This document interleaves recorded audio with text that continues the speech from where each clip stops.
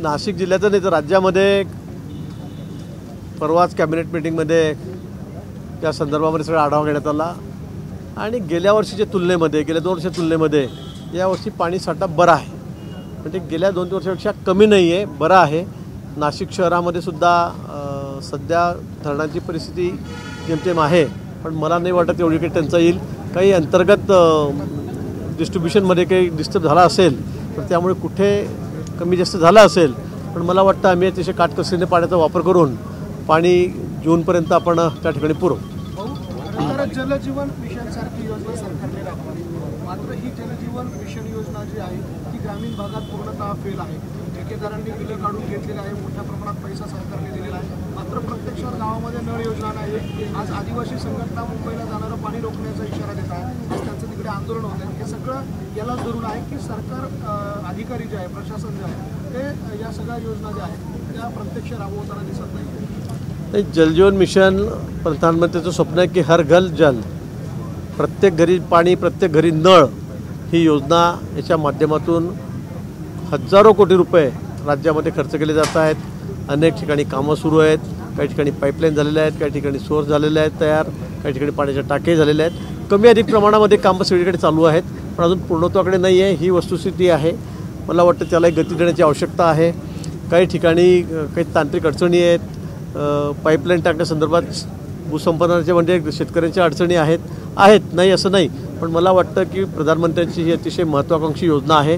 ती पूर्ण करण्याचं मानस आमचं राज्य शासनाचं निश्चित आहे. त्या संदर्भात मला असं वाटतं की वारंवार अधिकाऱ्यांना सूचना दिल्या जात आहेत, ठेकेदारांना ताकीद दिली जाते, त्यांच्यावर कारवाई केली जाते. मला वाटतं लवकर ज्या योजना कार्यान्वित होतील. कागदावर ह्या योजना पूर्ण झाल्याचं दाखवलं जात आहे. तुमची असेल किंवा वरिष्ठांची असेल फसवणूक होती. मला वाटतं अशी जर कुठे पर्टिक्युलर कुठे केस असेल किंवा तक्रार असेल की कागदपत्रे फक्त दाखवली आहे आणि बिल काढलेलं आहे, निश्चित त्याच्यावर अतिशय कठोर कारवाई केली जाईल, कडक कारवाई केली जाईल. आपलेच मंत्री म्हणतात नरहरी झिरवाळ की संपूर्ण जलजीवन जी आहे ही योजना संपूर्णपणे फोल ठरलेली आहे.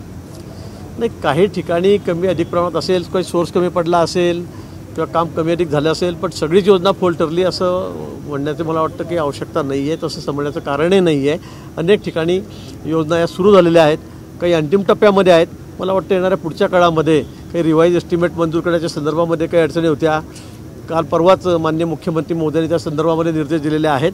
मला वाटतं या योजना पूर्ण करणं हे आमचं कर्तव्य आहे, शासनाचं काम आहे, ते आम्ही पूर्ण करू. नाशिककरांना मेट्रोची घोषणा झाली होती. जवळपास 6 ते 7 वर्ष उलटून गेले, अद्यापही या मेट्रोचं पुढे काय झालं याबाबतची क्लिअरिटी नाही आहे. नाशिक महानगरपालिकेकडनं देखील याबाबतचे सर्वे होत आहेत, सोपस्कार पार पाडले जात आहेत, प्रत्यक्षात कुठली अंमलबजावणी नाही आहे. खरं गोष्ट होऊन 4-5 वर्ष झाले ते खरं असलं तरी पण मला असं वाटतं की या संदर्भामध्ये ज्या टेक्निकल बाजू आहेत त्या पूर्ण केल्या जात आहेत, जे सर्वे होत आहेत, झालेले आहेत. मला वाटतं लवकरच या कामाला सुरुवात होईल. माननीय मुख्यमंत्री महोदय ज्यावेळी गेल्यावेळी या ठिकाणी कुंभमेळ्याचा आढावा घेण्यासाठी आलेले होते नाशिकला त्र्यंबकेश्वरला, त्यावेळेला त्यांनी या बाबतीमध्ये मला वाटतं विधान केलेलं आहे आणि खाली अधिकाऱ्यांना सूचनाही दिलेल्या आहेत. पण निश्चित नाशिक शहरामध्ये आम्हाला मेट्रो सुरू करायची आहे. लवकरच त्या कामाला सुरुवात होईल. आपल्यानंतर कुंभमेळा आहे, मुख्यमंत्री आणि आपण देखील आढावा घेत आहेत कुंभमेळ्याचा. प्रत्यक्ष कामं अजून साधू महंतांमध्ये देखील नाराजी आहे. कुठे नाही, या संदर्भामध्ये कुठेही कमी पडणार नाहीत. आम्ही कुंभमेळ्याच्या बाबतीमध्ये कामांना आता सुरुवात झालेली आहे. आताच परवा 2200 कोटी रुपयाचे टेंडरच्या ठिकाणी मला वाटतं 2-3 दिवसामध्ये फायनल होतील. कामांना सुरुवात होईल. घाट आहे आमचा, त्या ठिकाणीला सुरुवात करायची, त्याचे टेंडर निघालेले आहेत. मला वाटतं सगळ्याचं काम प्रोसेसमध्ये आहे. अजून आपल्याकडे पर्याप्त वेळ आहे, 1.5-2 वर्ष आहेत. मला वाटतं ही सगळी कामं आम्ही वेळेमध्ये पूर्ण करू. कुठेही अपूर्ण राहिलेलं काम आहे, कुठे अडचण होते, कुठे काही कोणाच्या तक्रारी असं होणार नाही. म्हणजे साधुग्रामचं काम असेल, कुठे रस्त्यांची कामं असतील, कुठे घाट आहेत आपले त्याची कामं असतील, ही सगळी कामं, रिंग रोडच्या कामाला सुद्धा आता गती देण्यात आलेली आहे. त्याचे टेंडर लवकरच निघतं आहे. मला असं वाटतं की सगळ्याच कामांना तर आम्ही गती दिलेली आहे. वेळेमध्ये आपण ते निश्चित कुंभमेळ्याच्या पूर्वी हे पूर्ण करू. पाकिस्तानी नागरिकांवरून विरोधी पक्षांकडून जोरदार टीका केली जाते. जळगावामध्ये सर्वाधिक नागरिक आहेत. काही नवीन देखील गाईडलाईन्स आल्या आहेत की त्यांच्याकडे लॉंग टर्म विजा आहेत ते राहते, मात्र यामध्ये संभ्रम कुठेतरी नाही. मला वाटतं मार्गदर्शक सूचना तशा केंद्र सरकारकडून आलेल्या आहेत. हा विषय तसा मोठा आहे, अतिशय गंभीर आहे आणि सगळ्यांना ताकीद देण्यात आलेली आहे. आता सगळ्यांनी भारत सोडून जावं, पाकिस्तानी जे या ठिकाणी आहेत ते.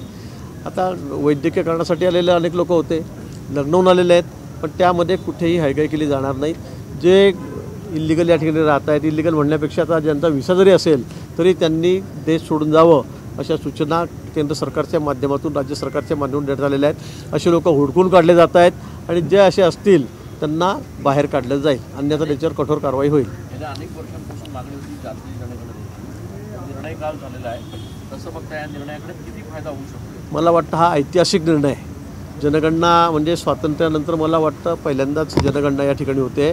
अनेक वेळेला मी निश्चित सांगेल काँग्रेसने फक्त घोषणा केल्या, फसव्या घोषणा केल्या, पण प्रत्यक्षामध्ये माननीय मोदींनी हा अतिशय सुखद असा निर्णय हा काल घेतलेला आहे, कालच्या कॅबिनेटमध्ये घेतलेला आहे. मला वाटतं सगळ्या जनजाती ज्या आहेत, त्या सगळे समाज आहेत, त्यांना सर्वांना या ठिकाणी न्याय मिळणार आहे. अनेक लोकांची मागणी होती की एकदा होऊन जाऊ द्या, एकदा करा म्हणजे सगळ्यांना ज्याला त्याच्या पदात जो न्याय असेल तो मिळेल. मला वाटतं काल तो सुवर्णक्षण आला. माननीय मोदींनी या संदर्भामध्ये निर्णय घेतला. मला वाटतं अतिशय आनंदाची बातमी आहे. 24 जानेवारीनंतर आज देखील तुमच्या हस्ते ध्वजारोहण झाले आहेत, मात्र इतर पक्षामध्ये नाराजी आहे. पालकमंत्री नाही, तेवढं तर उद्या आमच्याकडून 26 जानेवारी 1 मे आता आमची गोष्ट झालेलीच आहे आधी. ठीक आहे, त्याला स्टे आलेला आहे. पण मला असं वाटतं जोपर्यंत अंतिम निर्णय होत नाही तोपर्यंत माननीय मुख्यमंत्री महोदयांचे ते अधिकार आहेत.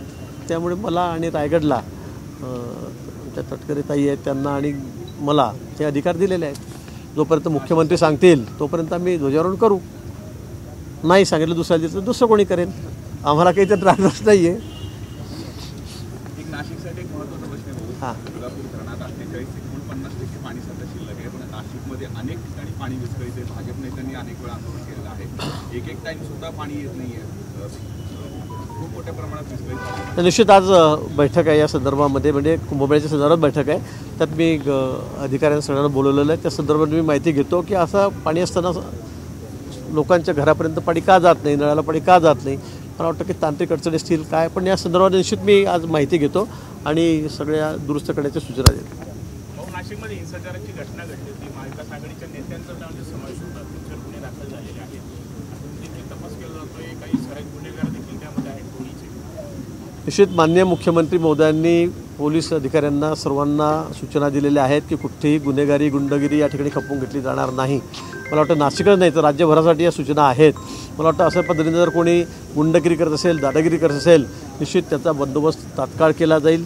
त्याच्यामध्ये कुठलीही हायगाय केली जाणार नाही. CP असतील, IG असतील, सगळे पोलीस अधिकारी असतील, सर्वांना सक्त सूचना देण्यात आलेल्या आहेत.